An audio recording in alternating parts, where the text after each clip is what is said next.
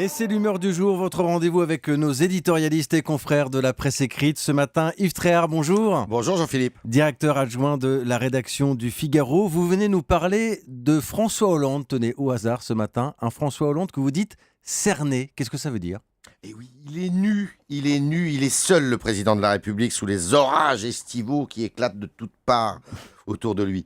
De plus en plus seul dans son camp depuis que le Conseil constitutionnel vient de censurer la baisse des charges salariales, cadeau qu'il avait octroyé aux fameux frondeurs du PS, souvenez-vous, qui le prennent déjà pour un traître à la gauche.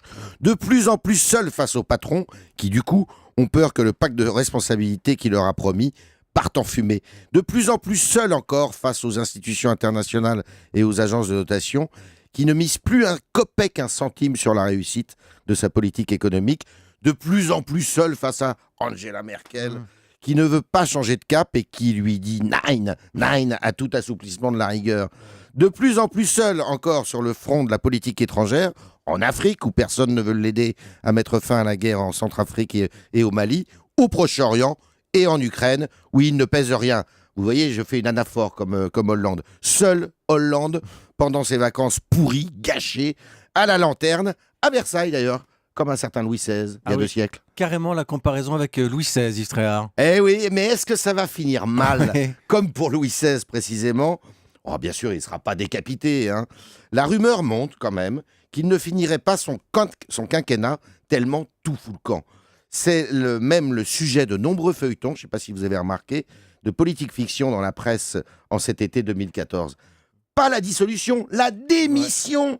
Un jour, il dirait « Je m'en vais ». Je m'en vais comme De Gaulle, sauf qu'avec lui, évidemment, ça n'aurait pas tout à fait la même gueule.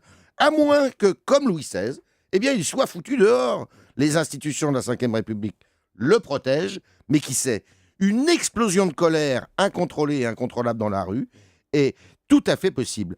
Pas la bonne vieille manif de syndicats qu'on connaît, quelque chose d'imprévisible, venant des banlieues, ou d'un conflit catégoriel qui fasse tache d'huile et se transforme en un ras-le-bol général devant son manque d'autorité, ses indécisions, ses échecs répétés, son allure de sous-préfet.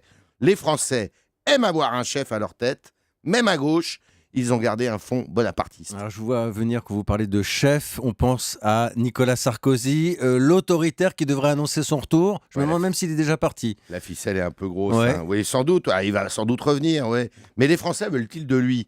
Ils ne l'ont pas réélu. Qu'a-t-il de nouveau à leur dire d'ailleurs, Sarkozy? Et puis les Français sont singuliers, un brin schizophrène, étrange. Ils veulent tout et le contraire de tout. Alors ils ont pris Hollande pour chasser Sarkozy. Reprendraient-ils Sarkozy pour chasser Hollande? Une chose paraît sûre, quelle que soit la date de la prochaine élection présidentielle, et si le régime ne change pas, Marine Le Pen sera au 2e tour. Yves Tréhard, directeur adjoint du Figaro. L'humeur du jour, merci d'être venu nous voir Merci ce beaucoup. matin sur Europe.